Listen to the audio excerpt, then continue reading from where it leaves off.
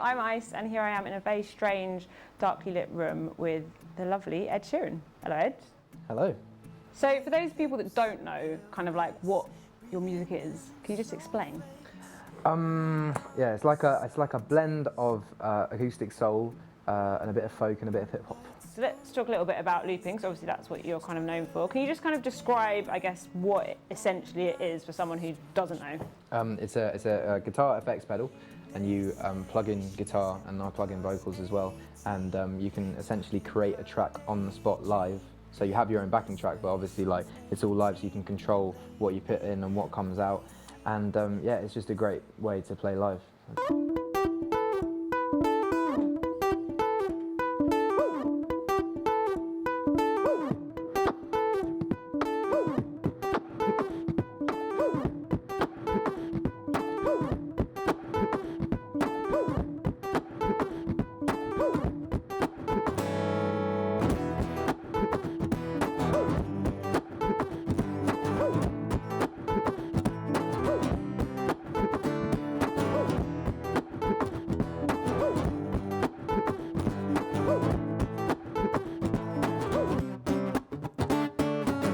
Sound, break it down, thinking of making a new sound, playing a different show every night for a new crowd. Because you do write a lot of songs for other people. Can you tell us like some of the songs for people that you've written for? Well, at the moment I'm just doing lots of stuff for rappers. In general, I just did 3 songs for Sway's album. I don't know how many will go on. I think one's definitely going to go on. There's definitely Scorcher. Scorcher has a single that I'm on called Better Love, so look out for that. Yeah, there's a certain X Factor contestant that I got news about 2 weeks ago that my song would be on his album, but I'm not allowed to say who it is because they haven't finalised it yet. Is there anyone that you get offered or approaches you, and you just think, no, I just don't want to work for them, I don't want to write for them, or it's just too cringe? Well, you know what, if it is cringe, then write with them and make it better. Like, if you know, like I'm not a massive Miley Cyrus fan, but like if I was offered to write with her, I mean obviously it'd be great money and stuff, but like if I was offered to write with her, I'd try and write with her and make like a cool song that I liked and maybe other people would like. Yeah, I wouldn't say no to anyone, even if it was Jedwood. I think it would be quite cool. I love that. Okay, so your songs are quite lyrically clever, like obviously with Homeless Life, it's not just homeless life and homeless, whatever. It's not a homeless life for me, it's just I'm home less than I'd like to be. And with the whole like 501 jeans, like Levi's. It must have been about 501, like my blue ripped jeans and Like it's cool. I really like those little details. Oh, thanks. But are they things that just come to you naturally, or do you really kind of painstakingly pick the different words to make sure that they drop in the right way? They come naturally, but painstakingly, if that makes sense. Like one will come like a week. They sometimes are quite difficult to think about, and sometimes they just make sense. Like recently I wrote a lyric that was I don't get waves of missing you anymore, they're more like tsunami tides in my eyes, and that just came from like seeing a newspaper report about the tsunami like 5 years ago. So like that's simple, but like the 501 and the blue ripped jeans, that took a bit of thought. But yeah, You don't kind of like rap, but you kind of sort of rap. Like how would you describe that? If I was trying to describe that to someone, what words could I use? talking fast with melody, I'd say, or just singing really fast. I'd say that's it. I never want to be viewed as a rapper, but I do want to be viewed as a lyricist. Were you ever worried about the kind of reception that you would get from other rappers? Not other rappers, but you know, rappers. Yeah, and that's why I don't rap. But now like rappers come up to me and are like, oh yeah, you like sing like a rapper. So they actually have seen that now, which I guess is good. But I don't think I'll ever be coming out with like a full rap song where I don't sing at all, because it's just not me. But what has the reaction actually been like when you play gigs? And Really positive. Yeah, really positive. But then I did the SBTV video, and it pretty much opened a lot of doors. And now I'm playing to like, you know, people that have never really heard my sort of music before. That, you know, are sort of really urban crowds that are usually just listen to grime and hip hop, and the reaction has been really nice. I've sort of been embraced by a culture, which is great. Really like it. And would you say that's kind of mainly down to SBTV? Yeah, definitely down to SBTV. It definitely would have happened without him. I remember him being like, oh, you know, it's because your music speaks to them, but It's not about that. He had an audience, and it was his choice whether to broadcast me to that audience. And you know, he did it. He filmed it, and he's put in the work to get that audience. So you know, I could have kept doing this for years and still had the same sort of middle-aged fans that, you know, granted buy CDs and come to gigs, but you know, like, it's better to branch out. And I think because of SBTV, Jamal, I have.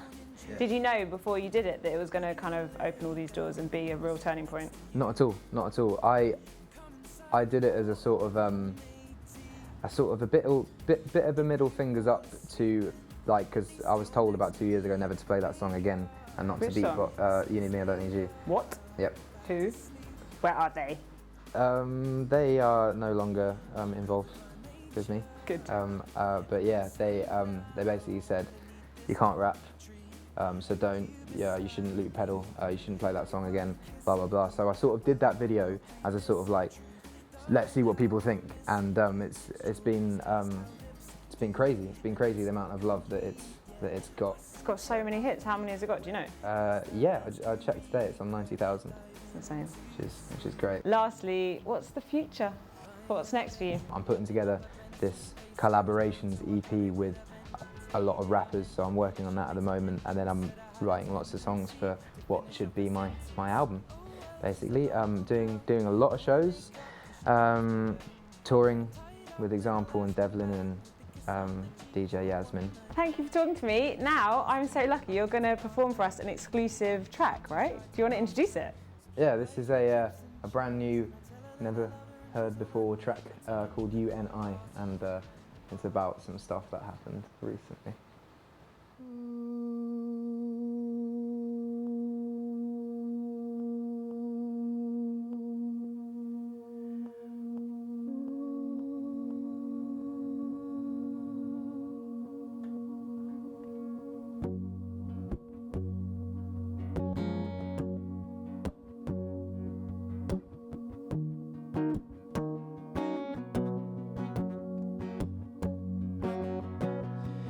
Found your hairband on my bedroom floor, the only evidence that you'd been here before. I don't get waves of missing you anymore. They're more like tsunami tides in my eyes, never getting dry, so I get high, smoke away the days, never sleep with the light on. Weeks pass in a blink of an eye, and I'm still drunk at the end of the night. I don't drink like everybody else, I did but to forget things about myself. Stumble and fall with a headspin, I got my mind's with you, but my heart's just not. So am I close to you anymore? It's over, and there's no chance that we'll work it out. That's why you and I ended over you and I. And I said that's fine, but you're the only one that knows I lied. You and I ended over you and I. And I said that's fine, but you're the only one that knows I lied. Everybody said we'd be together forever, but I know that I never want to settle down, come around, break up the love like Lego now. I never want to turn into another like you, sleep with my thoughts, dance with my views. Everything's great, not everything's sure, but you live in your halls and I live in a tour bus. Now I'm in a position to be another stalker, let everything I say seems to all sound awkward. Like our last kiss, it was perfect, we were nervous on the surface, and I'm always saying every day that it was worth it. Pain is only relevant if it still hurts. I forget like an elephant on weekends instead of different, go back to the day we fell in love just on our first kiss. So am I close to you anymore if it's over? And there's no chance that we'll work it out. That's why you and I ended over you and I. And I said that's fine, but you're the only one that knows I lied. You and I ended over you and I. And I said that's fine, but you're the only one that knows I lied.